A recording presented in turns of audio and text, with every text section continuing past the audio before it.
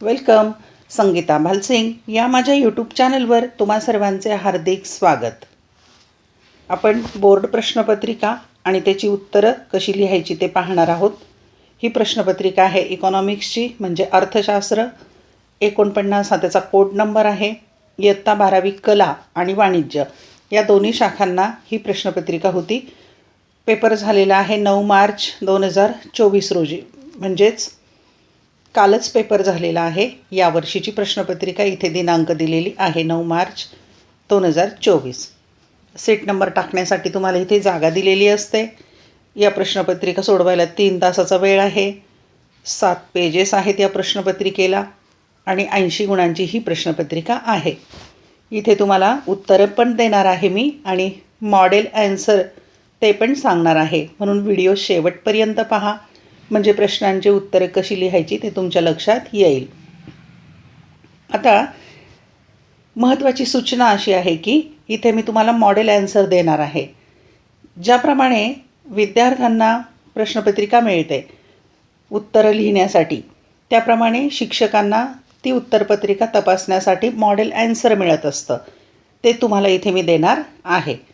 चला तर पाहूया. अर्थशास्त्र इयत्ता 12वी कला आणि वाणिज्य या शाखेचा या वर्षीचा महाराष्ट्र बोर्डाचा हा पेपर आहे. उत्तरं कशी लिहायची, काय सूचना आहेत, काय मार्गदर्शन केले ते आपण पाहूया. पहा, मॉडेल ॲन्सर याप्रमाणे असतं. इथे पण इकॉनॉमिक्स हा त्याचा नंबर दिलेला आहे. इथे पहा, कॉन्फिडेन्शियल म्हणजे फक्त टीचरसाठी आहे या गोष्टी. 9 मार्च 2024, 3 तासाचा वेळ, 7 पेजेस आणि 80 गुणांची ही प्रश्नपत्रिका किंवा मॉडेल ॲन्सर. मॉडेल ॲन्सर आणि स्कीम ऑफ मार्किंग, की गुणदान कसं करायचं आणि उत्तरं नेमकी काय आहेत, म्हणजे शंकाच नाही उत्तर चूक आहे की बरोबर आहे विचार करायला. चला आपण पाहूया काय मार्गदर्शन केलेलं आहे. या सूचना ज्या आहेत त्या तुमच्या प्रश्नपत्रिकेत असतात. पहिली सूचना, सर्व प्रश्न सोडविणे अनिवार्य आहे. अनिवार्य म्हणजे कंपल्सरी.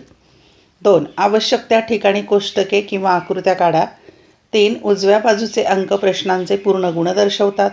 म्हणजे प्रश्नपत्रिकेत उजव्या बाजूला जे अंक आहेत त्यावरून आपल्याला कळतं की कोणत्या प्रश्नाला किती गुण आहेत.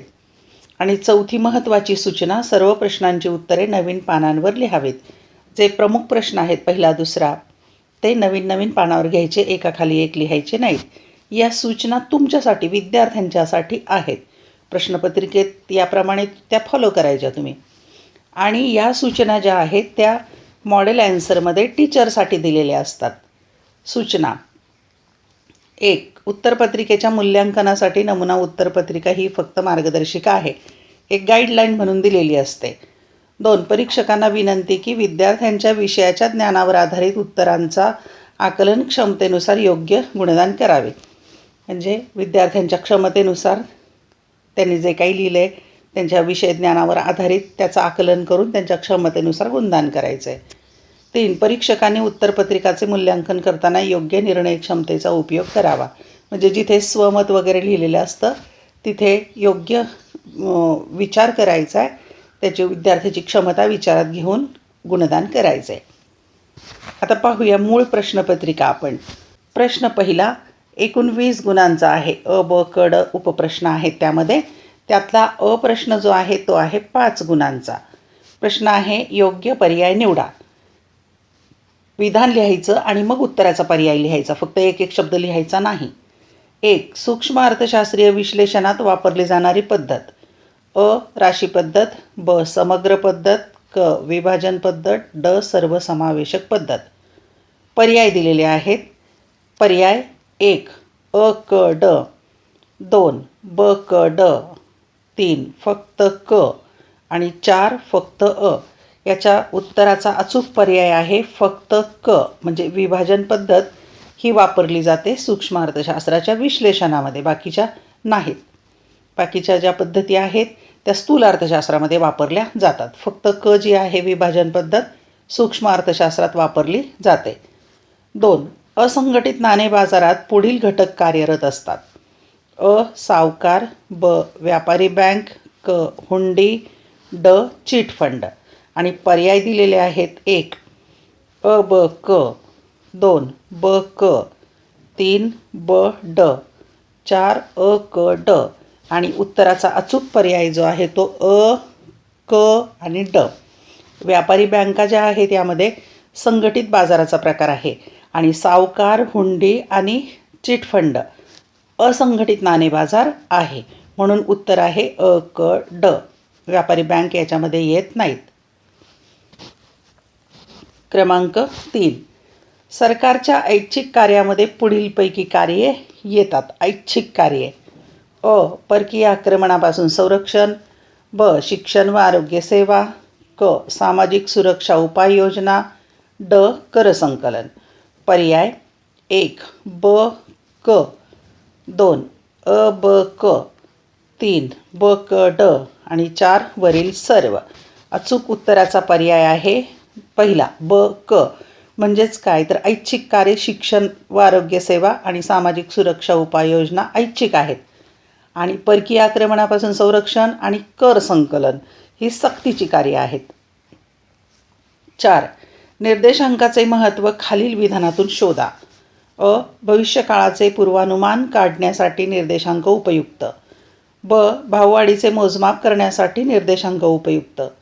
क. योग्य धोरणांची आखणी करण्यासाठी निर्देशांक उपयुक्त. ड. निर्देशांक चुकीच्या वापरासाठी केला जातो.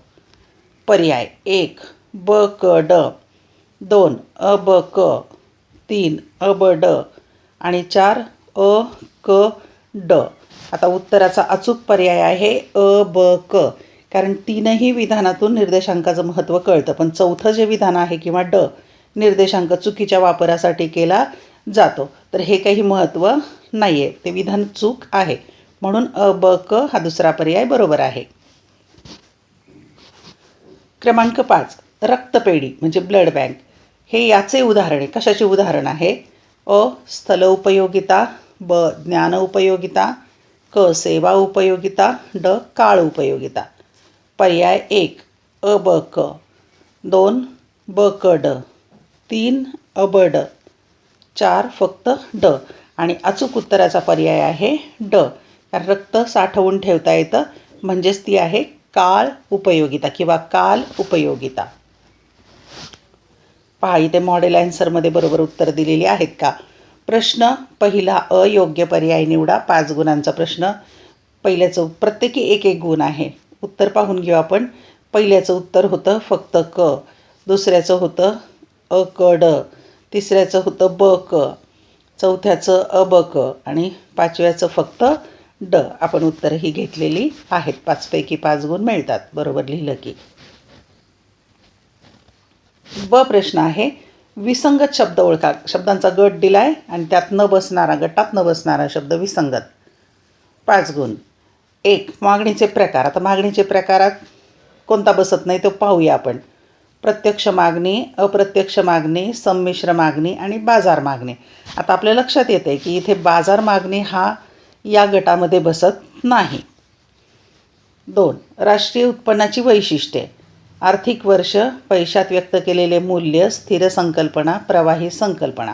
आता राष्ट्रीय उत्पन्नाची वैशिष्ट्य स्थिर संकल्पना नाही आहे. बाकीची राष्ट्रीय उत्पन्नाची वैशिष्ट्य ही आहेत पण स्थिर संकल्पना नाही. 3. अंदाजपत्रकाचे प्रकार. तुटीचे अंदाजपत्रक, शून्याधारित अंदाजपत्रक, समतोल अंदाजपत्रक, शिल्कीचे अंदाजपत्रक. यामध्ये अचूक उत्तर आहे शून्याधारित अंदाजपत्रक, कारण हा अंदाजपत्रकाचा प्रकार नाही. बाकीचे 3 अंदाजपत्रकाचे प्रकार आहेत. 4. कायदेशीर मक्तेदारी. पेटंट, ओपेक, स्वामित्व, बोधचिन्ह आणि याच्यामध्ये गटात न बसणारा शब्द आहे ओपेक. ही तेल उत्पादक करणाऱ्या देशांची संस्था आहे, संघटना आहे. त्यामुळे बाकीचे मात्र कायदेशीर मक्तेदारीची उदाहरणं आहेत, म्हणून गटात तो बसत नाही. 5. वित्तीय मालमत्ता. रोखे, भूमी, सरकारी रोखे, व्युत्पन्न रोखे आणि गटात न बसणारा शब्द आहे भूमी, कारण उत्पादनाचा घटक आहे भूमी. बाकीचे मात्र वित्तीय मालमत्ता आहे. पाहूया मॉडेल ॲन्सरमध्ये दिलेली उत्तरं. पहिल्याचं उत्तर बाजार मागणी, दुसऱ्याचं स्थिर संकल्पना, तिसऱ्याचं शून्याधारित अंदाजपत्रक, चौथ्याचं ओपेक आणि 5वं भूमी. 5पैकी 5 सोडवले. क प्रश्न आहे आर्थिक पारिभाषिक शब्द लिहा. 5 गुण आहेत.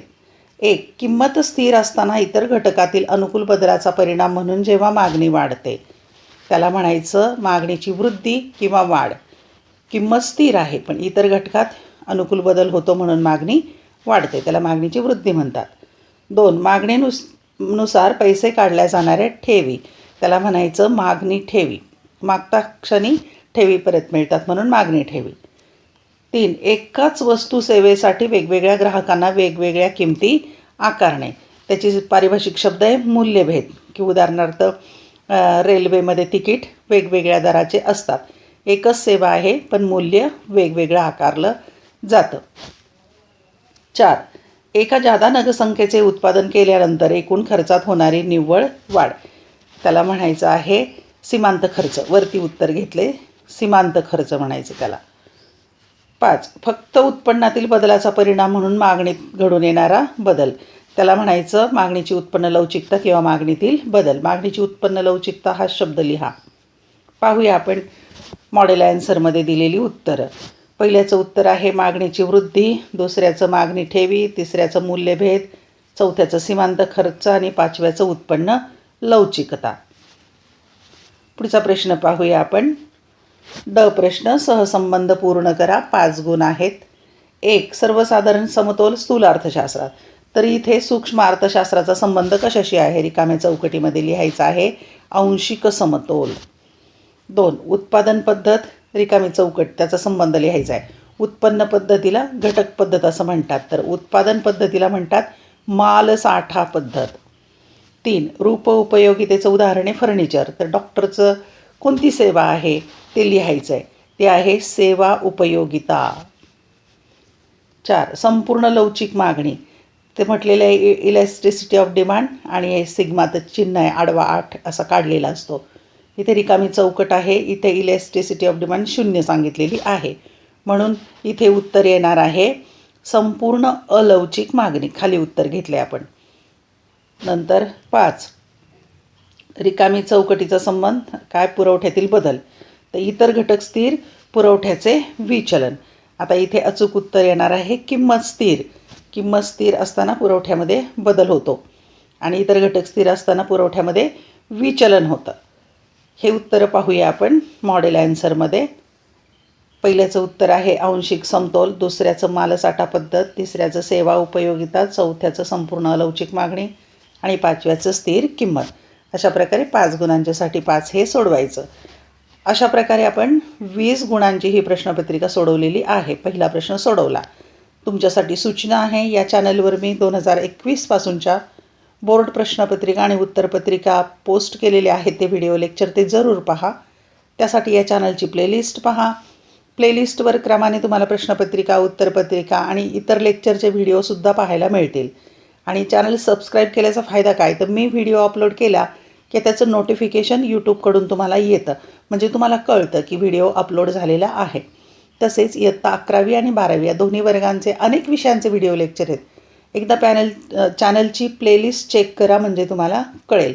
आवडलेले व्हिडिओ लाईक करा, कमेंट करा, शेअर करा. तुमची कमेंट खूप उपयोगी वाटते मला, कारण आणखी व्हिडिओ तयार करण्याची प्रेरणा येते. आणि हा व्हिडिओ तुम्हाला उपयोगी झाला किंवा नाही, पेपर कसा गेला, 20 पैकी 20 गुण मिळाले की नाही, कुठे चुकलं, ते तुम्ही कमेंट बॉक्समध्ये नक्की सांगा. तसंच मी टेलिग्राम चॅनल पण तयार केले, संगीता भालसिंग असं टेलिग्राम चॅनलवर सर्च करा, तिथे जॉईन व्हा. तिथे PDF फाईल वगैरे महत्त्वाच्या गोष्टींची माहिती देत असते, मार्गदर्शन मिळतं आणि नक्कीच तिथे तुम्हाला काही शंकाही विचारता येऊ शकतात किंवा इथेही काही शंका असतील तर जरूर विचारा. धन्यवाद. तुम्हाला अभ्यासासाठी खूप शुभेच्छा आणि परीक्षेसाठी शुभेच्छा. लवकरच पुढच्या प्रश्नांच्या उत्तराचा व्हिडिओ मी तयार करणार आहे.